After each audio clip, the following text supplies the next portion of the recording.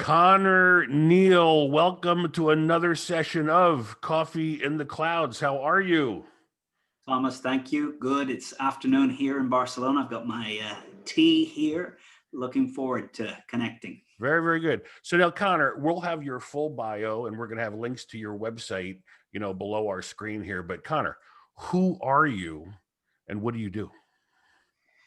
Who am I and what do I do? For the last 16 years, I have taught a course on persuasion and influence at ESA Business School, which is one of the top MBA schools in the world.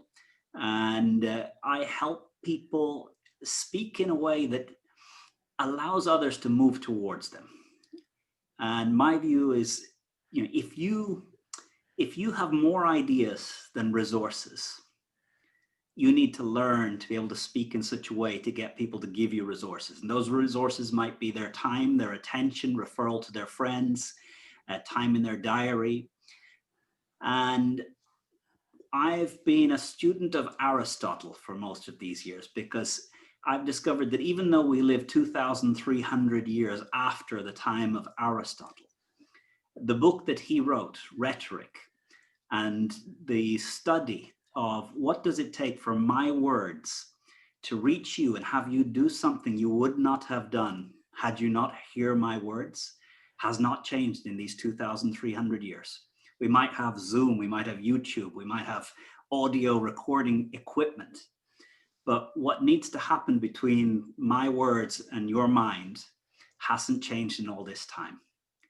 And I work with leaders from all walks of life, from government officials, from politicians to business leaders, to spiritual leaders on how do you use words in a way that brings the resources necessary into your life so that you can make great things happen.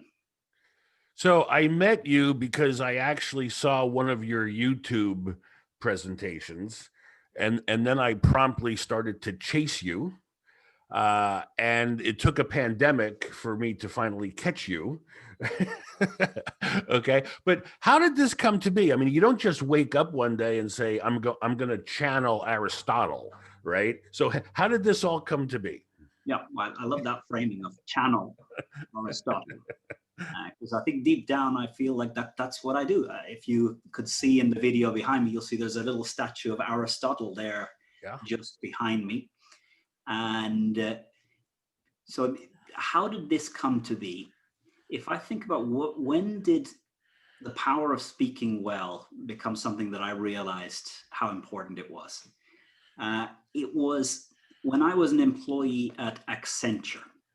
And when I was an employee at Accenture, when I joined Accenture, my father was one of the top 4 leaders of Accenture worldwide.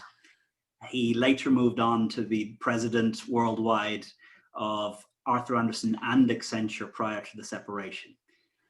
But as a young 22-year-old new employee in Accenture, I happened to stand at the back when my father was speaking at the global leadership meeting of all the 1,500 top leaders at Accenture. And I remember that the man that I knew as a mumbling, monosyllable person at the dinner tables at home, argumentative, always taking the contrarian position, for 1 hour painted a picture of the future, talked about values, talked about what type of organization they were building, and I was inspired. And there, I got to see with my father that it wasn't that he was a charismatic speaker at home and he just brought that over. He worked hard at learning how to use stories, how to use his own life, how to use the different things that Aristotle looked at to connect to other people and get them to come towards your vision. So I think that moment, and I remember that happened in Florida in the biggest indoor space without pillars in the world. I think it's the conference center at Epcot Center. And I remember I was 22, 23 years old, and I came out of there thinking, wow, one, I'm lucky I work at Accenture to get this opportunity to see my father in this light. I wish my sister, my two brothers, I wish my mom, I wish anyone in our family was there today to see how inspiring our father is when he talks about what's important to the leaders of Accenture. So when that impacted you, when that impressed you, did you say to yourself, I could never do that? Or did you say, how do I learn how to do that? So here, when I was young, probably 13 years old, my father said something to me that really stuck. He said, those that can do, those that can't teach. Yeah, yeah, yeah. And it really stuck in my mind. So, my view is if you can do anything, if you're good at it, you're out in the world doing it. And if I think back of my experience as a kid in school, very rarely did I have a teacher that I looked up at and I thought, now here's an example of an inspiring adult. Here is someone that could do anything, and they've taken a choice to spend time with the youth of tomorrow. Right. In most cases, I found that the teachers that I had were not inspiring as human beings. So if I was to learn something, usually my approach was to get the books. Yeah. And probably if I was a kid today, would get on YouTube. Yeah. So for me, teaching was not a path that I considered. I moved to Spain when I was 28. And I moved to Spain for love, not for a job, not for a strategic decision, but because I met a girl. And when I moved to Spain, I did an MBA program. And during the MBA program, I went up to one of the professors that I got on with, who was a teacher of communication. And I said to him, I used to run a program in Accenture called Speaking to Senior Executives. It lasted a week. I've got all the material. Here it is. I'm going to give it to you. And I think he looked across the desk, looked at me, and he says, could you run it? I guess. So I found myself teaching my own year, one session on how to speak to senior executives, which is kind of just a thing of answer first, get to the point quickly and concisely and back it up. And I was then asked to run that same session on a couple of different courses. And after a few years, another professor needed to go on a book signing tour, and he asked if I would take all of his classes for the next year. And I said no, because it was still in my head, the words of my father, those that can do, those that can't teach. And in my mind at that time, I would have been 31, 32. I remember thinking, if I was 55 and I had a fortune from successful entrepreneurship, this would be a wonderful opportunity. Right. But who am I as a non-rich, non-successful, some guy to teach MBAs or anyone? So I said no. And about 3 months later, I just had a moment where I was with a group of friends playing golf. And they all left on the Sunday night, and I still had the Monday morning before my flight home. I remember Monday morning, 9 holes of golf by myself, sitting in a beautiful pine forest surrounded terrace, eating my lunch. And I thought, I'm bored. And I remember thinking, geez, this is what I thought I'd do when I was retired. And I've just realized it took half a day and I'm bored. I love being here with friends. I don't love being here by myself. And that moment just pushed me to think about, what do I love to do? Yeah. And teaching, I realized, was something that I would do for free. Teaching is something that when I do it, and teaching, I have the privilege of teaching people who really care about learning. I teach people who've paid a fortune to sit in the room and listen to me. That if I give them a challenge, they take it seriously. I don't know whether I would be a good teacher to 14-year-olds or 12-year-olds. Right. You know, the people I teach are over 30 and they understand what it means if you're able to use your words to make a difference. So, you know, that's how it began. Then, you know, in my journey as a teacher, the first 4 years, my biggest concern as a teacher, will I look good? Yeah. Will they like me? Will they be impressed by me? Yeah. And the hugest thing that would worry me to no end, what happens if I finish my PowerPoint and there's still 10 minutes to go? And I remember for 5 years just thinking I couldn't ask this question to another professor because I would think it would show me up as an imposter, that I really don't get this. Yeah. Then 2008, I was on my 4th entrepreneurial business that I'd started. It was going really well. I was in the newspapers, I was on television. July 2008, I had an offer to buy my business for 10 million euros sitting on my desk. And I did not sign it because I thought it was worth 100 million. Wow. And 15th September 2008, Lehman Brothers declared bankruptcy. My business, private jets, we were a type of net jets with a new, smaller, very light jet that has only come onto the market in the last 10 years. And if you think real estate struggled after Lehman Brothers, I can tell you private jets, they just stayed on the ground. And by February 2009, we reached the point where there wasn't enough cash to continue operations. And I had to lay off all of the employees that I'd spent the previous 7 years recruiting, motivating, sharing this vision of how we were going to change the world of aviation. And for most of 2009, I felt that I was the victim of a cruel universe. This should not have happened to me. I didn't do anything wrong. I didn't cheat anyone. I didn't break my word. How is it possible that I find myself in this situation? And I blamed everyone and anyone for my situation. And towards the end of 2009, I gave up. There was no reason to get out of bed. All the court cases had kind of come to an end. And I spent a couple of days where there was just no point in getting up. I've had my go and it's done. It's over. And in those 4 days, just lying in bed 1,000 times a day in my mind was the question, why me? Why is this happening to me? Why me? And after 4 days, I just had a moment of clarity.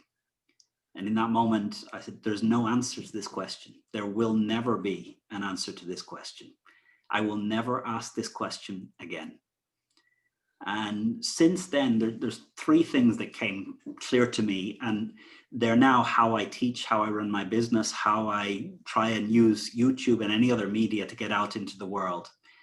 And the 3 things that came clear to me: faith, hope, and love. Faith, we're here for a reason. You and me are speaking today, and if we pay attention, there's something for each of us to be learned today.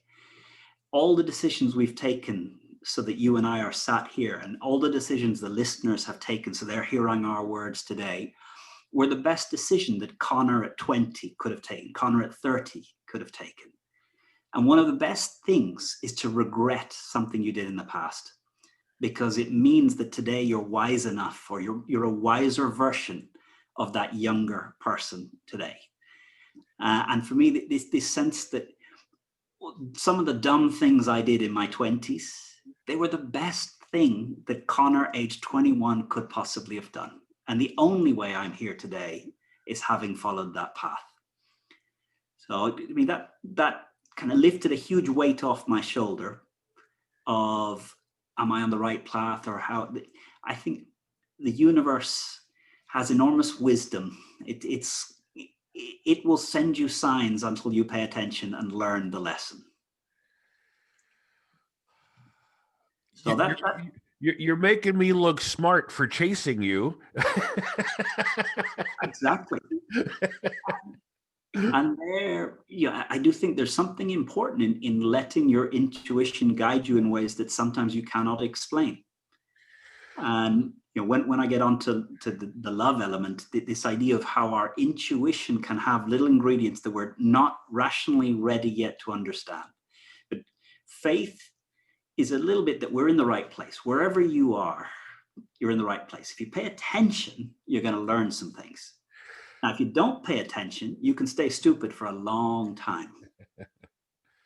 There's 5 words that I ask certain guests to give me their definition of those 5 words. The first 3, okay, uh, teacher, coach, mentor, because they're not the same thing. Yeah. They're not, I guess, but I'd like to get your opinion. What is your personal definition of a teacher versus a coach versus a mentor? Good. So, teacher, and part of the story was headed towards how I transformed from consultant that pumps information at people to the way I teach today. I believe that there's 2 things I need to convey to a participant in any of my classes. If you believe it's possible, and if you believe it will make a difference, you're already learning. If somebody truly believes they are capable and truly believes that it can make a difference, they're already studying.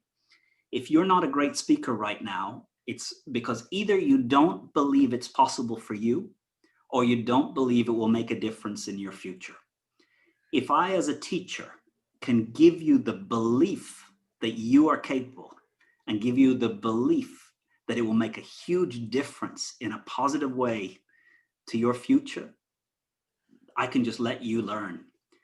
I can't push information into you. I can just create a hunger in you to get that information.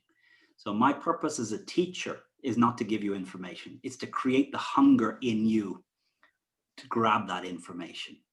So I think a teacher just lights the fire of hunger to learn. A coach holds you accountable for the practice. And something that I've learned in life, sometimes the worst thing is to be smart, because a smart person, every time they come up with a problem, they need a new complex solution to it. And they make very slow progress because they're so interested in complexity. Sometimes the way to build a business is to solve things the same way over and over and over again, and just simplify down, such that a smart person would almost look mockingly at the way your business works. But an effective business simplifies the process of solving problems. So to me, a coach wants to know, what do you need to be held accountable for?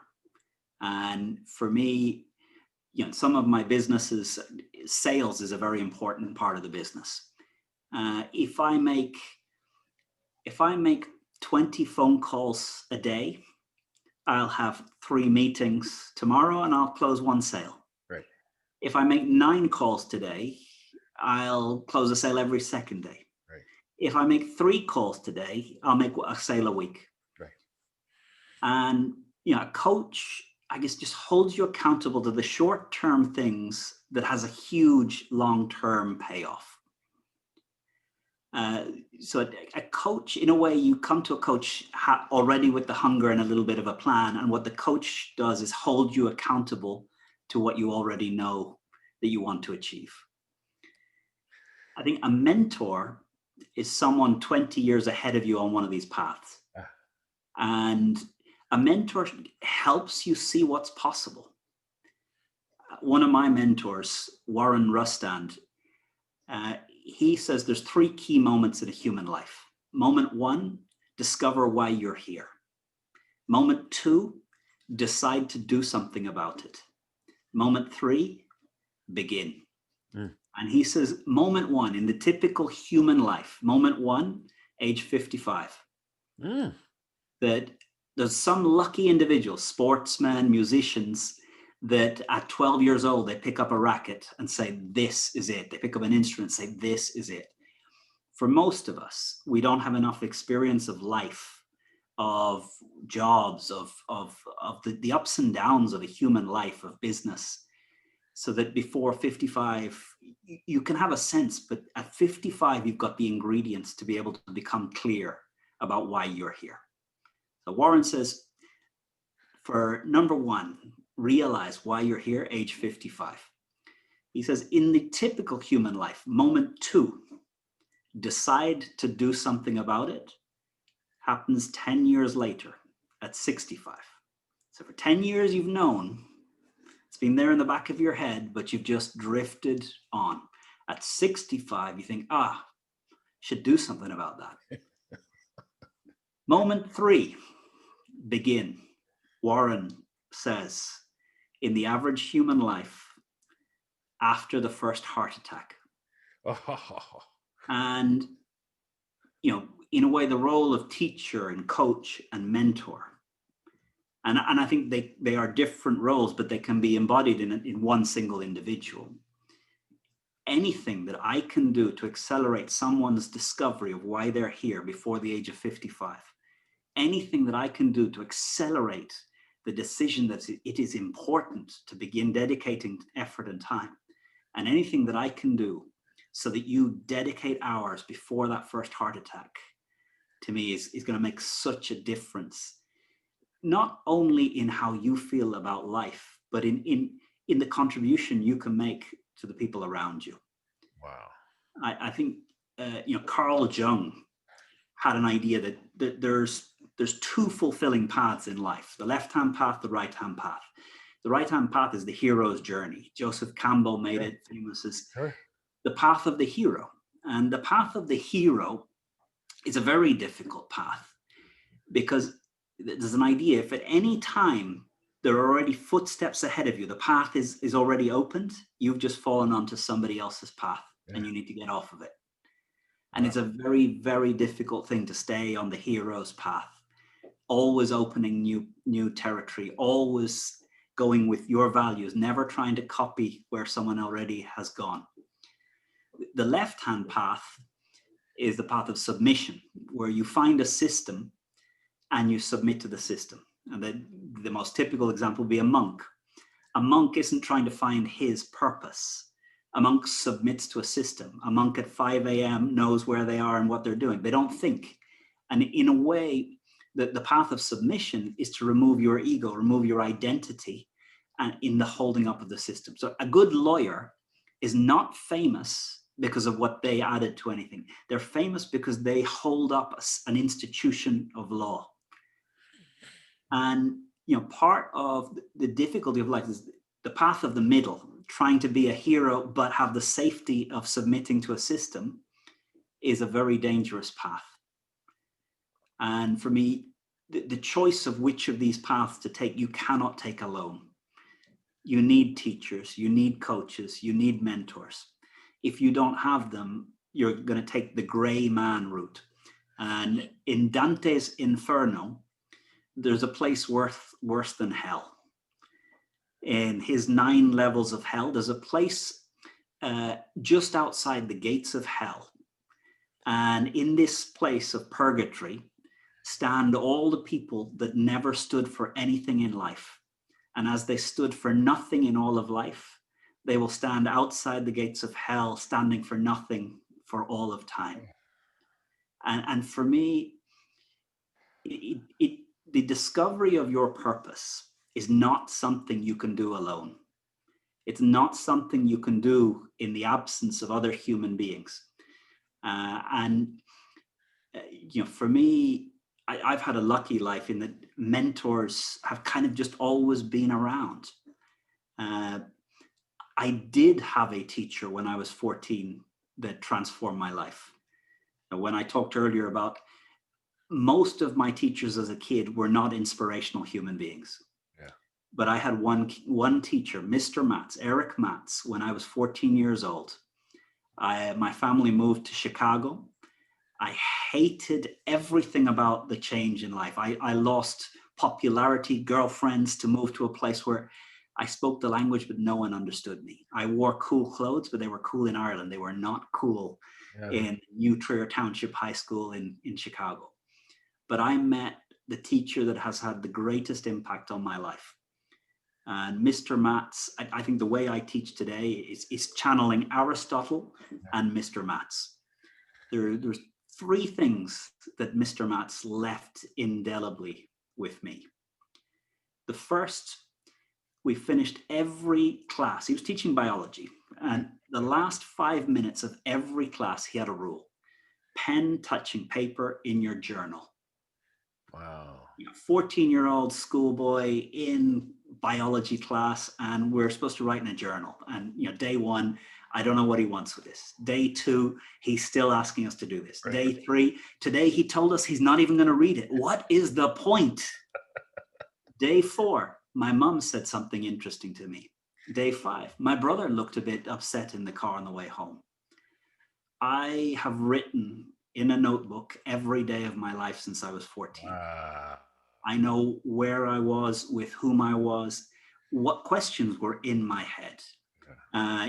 Some of the time the notebooks were pen and paper. Sometimes they've been electronic. Yeah. It's not so much important what the format is, or even whether you have those notebooks. The point is, you live everything twice. You live it once in life, and you live it a second time as you reflect upon it.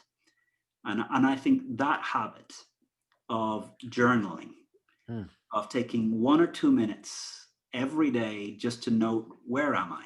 Who have I been with? What's going on? How am I feeling? What's on tomorrow? What have I dealt with today?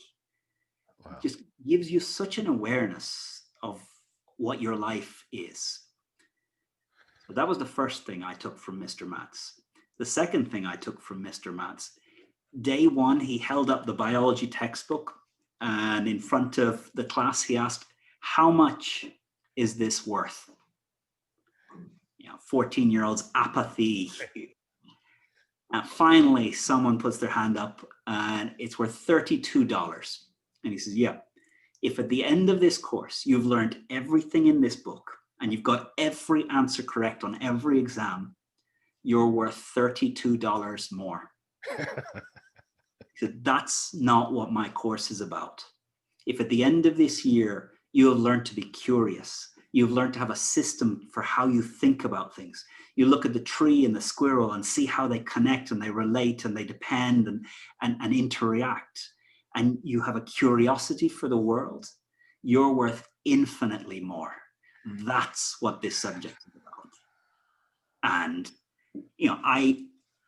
I began as an apathetic schoolboy, just arrived from Europe thinking crazy American, but he lived this. The third thing I learned from Mr. Maths, about a month into his class, he gave us a homework to do. And it was a simple homework, but I remember my father had an early personal computer at home.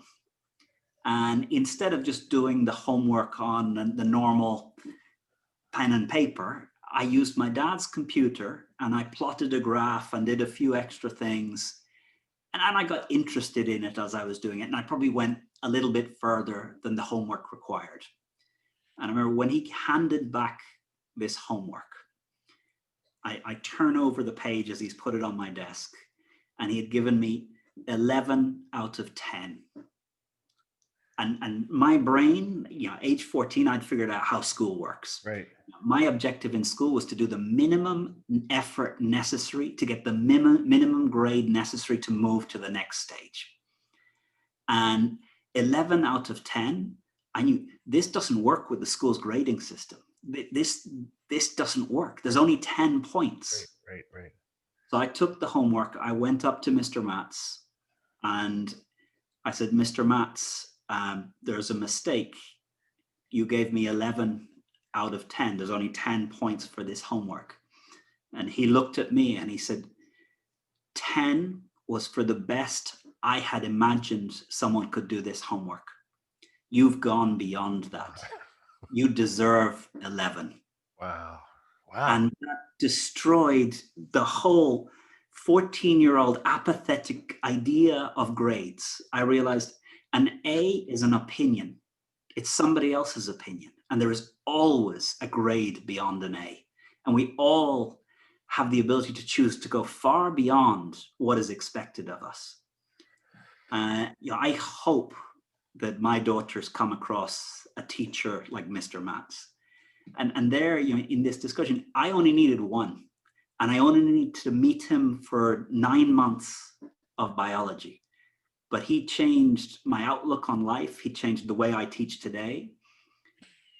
He changed the way I think about what is expected of each of us. Yeah. My mind went to my teacher, who was my most impactful, and it was George Bodner, freshman chemistry at Purdue University, and it just changed me. And I'm like, I'm reliving it. I'm having my own epiphany. I'm having my own feel just as I'm listening to your words now. Yeah. And so there's a poem that John Wooden shares at the end of his TED Talk. And it's probably, at this stage in my life, the only poem I still fully remember. And the poem, no written word nor spoken plea can teach the youth how they should be, nor all the books on all the shelves. It's how the teachers are themselves. Wow.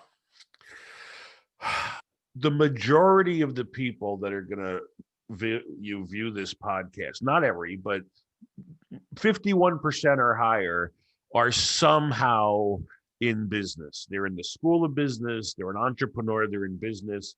So the other two words that I'd like you to speak to are manager and leader.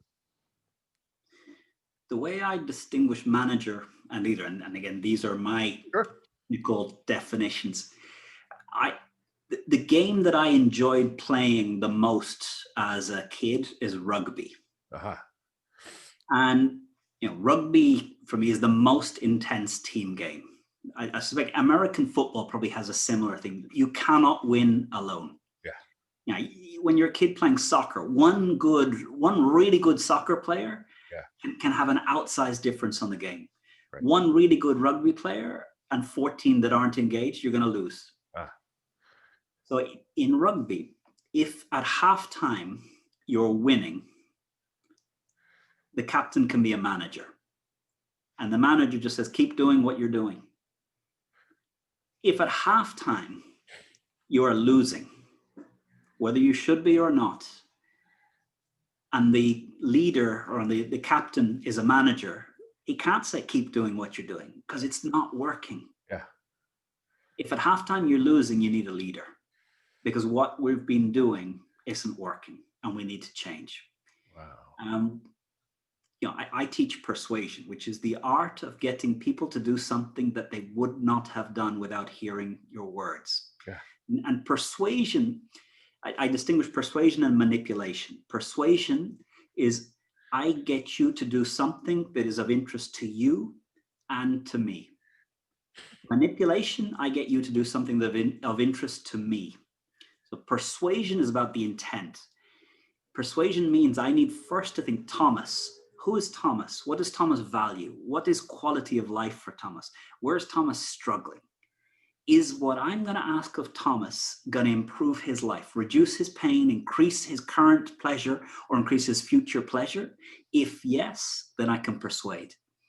And if I've done that work, I'll actually be better in persuasion, because I'm going to speak to you and to what you value. Wow. A manipulator, I just know what I want from you. Yeah.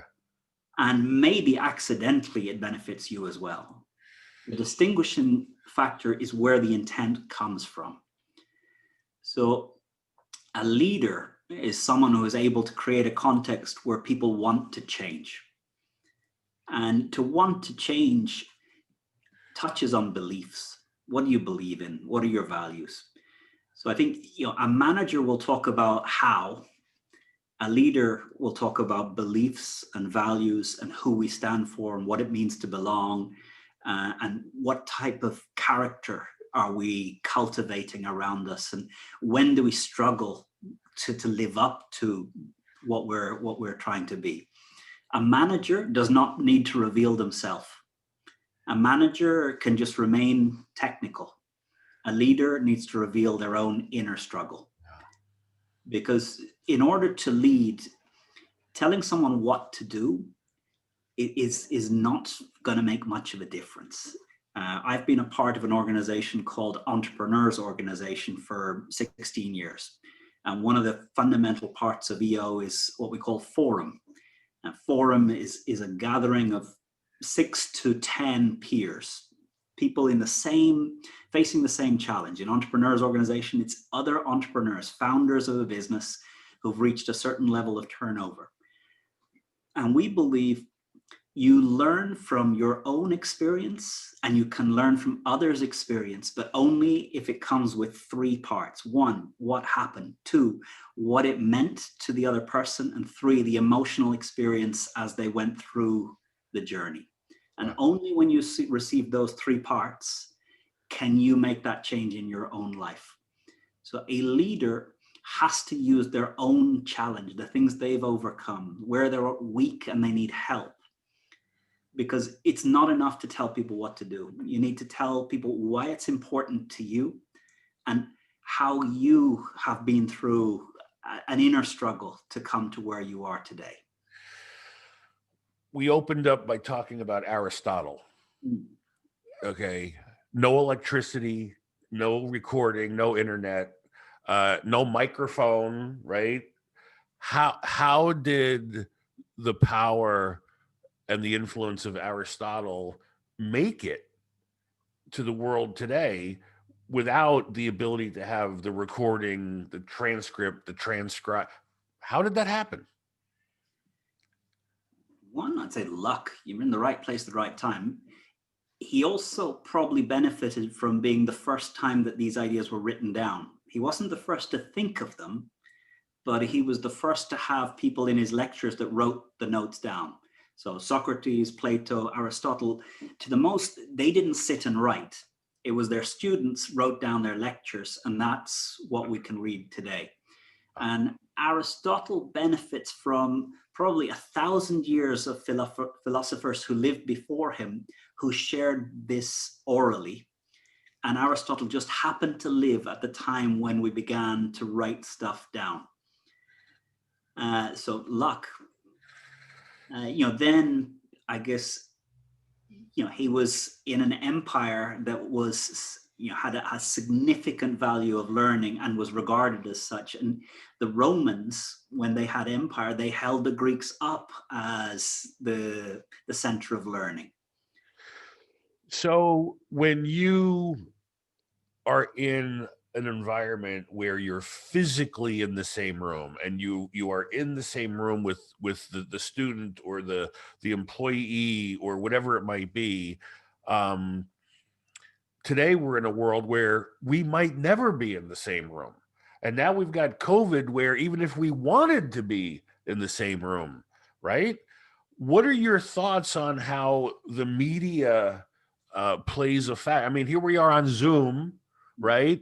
When I first met you or tried to meet you, I was going to take you to lunch or dinner in New York City, right? I said, but now I might never have that opportunity, etc. So what are your thoughts on this world that we're living in right now where you may or may not physically be in the same room?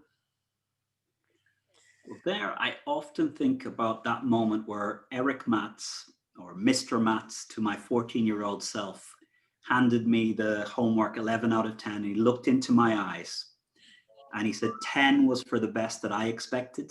Right. You have gone beyond what I had expected it was possible. And he looked me in my eyes. I don't know whether that moment of connection can be achieved on Zoom. Perhaps it can. But that moment was important because it was just him and just me. And he wasn't saying it because he had to. He truly saw something in me that I had never seen before. And I believe that until somebody looks into your eyes and you realize they're seeing a much bigger version of you than you have ever been aware that is inside you. And that's the moment that you realize, oh, he sees someone that I don't think I am. But there exists the possibility that I could become that person. Wow. And, I want to have as many of those conversations, and you can't just pump out videos saying you can do it, you can do it, you can do it. You know, I could make 1,000 videos. You can do it, Thomas. You can do it. Not going to make a blind bit of difference. There needs to be a connection. Yeah. And I've been in my business. My main business is Vistage. We work with CEOs, and up until this year, we get together in a physical space, and we believe in the importance of being physically and mentally present. And a lot of the work in Vistage is about how you are in the moment, how you are present in the room. Right. And, I think I worried a lot about how much we would lose as we moved to virtual. Right. I think what I found is actually we can have very deep conversations virtually, but often the thing that most blocks me is my own beliefs. Yeah. If I believe that you and me in Zoom could have a really deep conversation where we go down to the real roots of what it is to live a fulfilling life for you and for me, and we're willing to be vulnerable about where we're blocking our own progress, I think we can get there. But it's taken me a long time this year to get over my own mental block that the impact I can have on someone is multiplied when we are physically present in the same room. This is going to be very interesting because obviously this is a synchronous meeting right now, real time okay. The millions of members that we have in our community are going to see this in asynchronous mode. Okay. So they're going to see it tomorrow, a week from today, whatever in the future. I'm emotionally connected to this. I mean, I don't know. I mean, this is one of those times where like I'm riveted and I'm on your wavelength. I'm feeling it, etc. Okay. In sports, they say, well, you can't coach speed, right? You can't make a slow runner into a fast runner. You might be able to make a little bit, how much of what we're talking about today can be truly taught versus do you need to already be close? Do you need to be a fast runner or does this work with a slow runner too? I guess, there's things where physically you're limited. So I could not be a pro basketballer, Yeah. no matter how much I desired it and wanted it and paid for good coaching. I'm 5'10". I think Spud Webb was the last person who made it anywhere near pro basketball at that. I love to think that our mind is infinitely malleable, that where there's some sports limitations on a mental level, with enough motivation and a willingness to pay the price, there's very little ruled out to people. I don't think there are stupid people. I think there are people unmotivated to demonstrate their intelligence. Wow. If someone does poorly on an exam, often I believe is they just don't see how performance on this exam serves in any way something that they value in the future. And school systems are not designed to help a 12-year-old, a 14-year-old, a 16-year-old become clear on what are the ways that they want their life to progress in the future, and how does today's lesson and this week's exam contribute to them in 10, 15, 20, 30 years, realizing that the life that they would like for themselves. And I think very often the most poisonous thing that we have in schools is teachers who don't really care, who gave up on living a meaningful life. That the left-hand path and the right-hand path are both hard. To take the gray path where you want the safety, but you also want a little bit of prestige, it's a very dangerous path. So maybe the world of teaching in future is going to be reversed. The role of teacher is a guide towards the resources that are available, and between YouTube, between all the different ways that we can connect to media, we can get exposure to people who have decided to live a life of purpose. And a friend of mine, Vern Harnish, one of the founders of EO, says you can have anything you want, but you can't have everything. And I think, part of the journey of a human life is when you are young, you know you're not going to live forever, but you don't believe it. And there's a transition point, and maybe this is where 55 comes in, because it's the point where you start to believe and know that you don't have unlimited time. Wow. I think, as a 10, 15, 20-year-old, you have a lot of time. Wow. But you don't have infinite time. Wow. Conor, I could speak to you like all day. I can't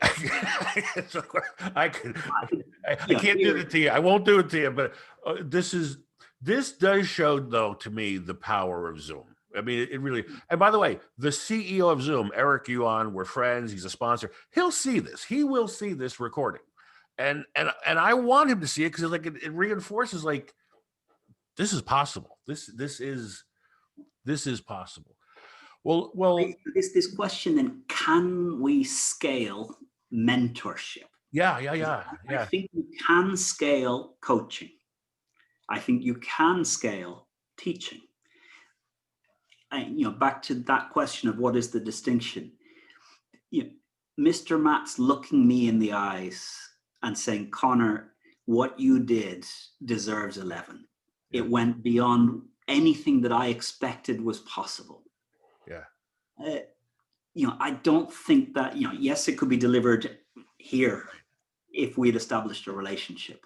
Yeah. But it can't be massively sent out to the world. Right. Well, again, I could speak to you forever. I can't.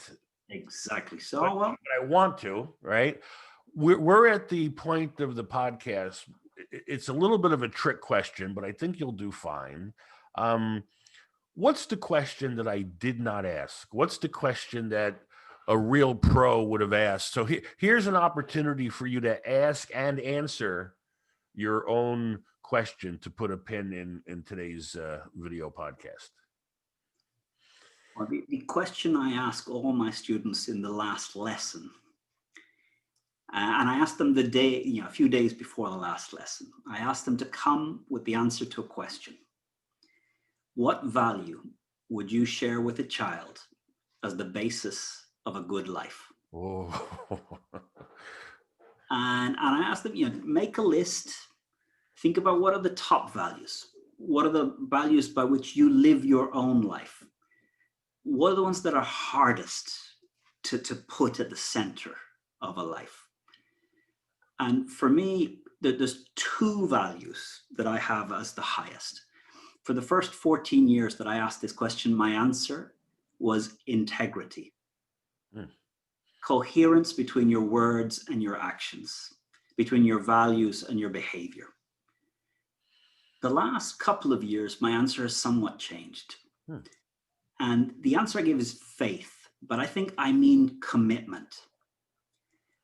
And there's a Goethe quote about the moment you truly commit, the universe shifts to make everything possible. Yeah. And we are so poor at learning to commit. We've learned to keep our options open, to keep the doors open, to maintain open. The Landmark Forum has a distinction between a choice and a decision. A choice and a decision. A decision, so one example, and this is how Landmark would teach it. Thomas, I've got 2 ice creams, chocolate or vanilla. Choose. Choose. Chocolate. Why did you choose? I like chocolate. That's a decision. I asked for a choice. A decision is anything that uses your past likes, your past experience, your past frameworks. A choice is I decide chocolate because I decided chocolate. And any decision leaves you open to a search for validation of the decision. And you'll spend your whole life looking for validation. A choice is I close down everything and I commit to this path. Wow. And I don't need validation because I've taken a commitment.